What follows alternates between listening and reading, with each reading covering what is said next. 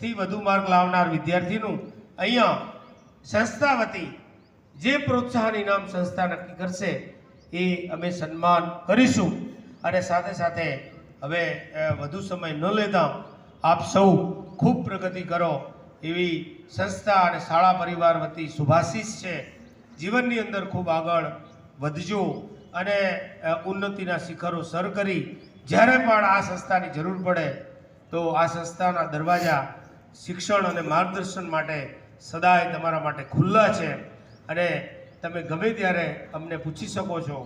તો અહીંયા તમે આવ્યા, સંસ્થાની અંદર સાહેબ પણ એમનો કિંમતી સમય લઈને પધાર્યા, એ બદલ એમનો પણ હું આભાર વ્યક્ત કરું છું અને મારી વાત પૂર્ણ કરું છું।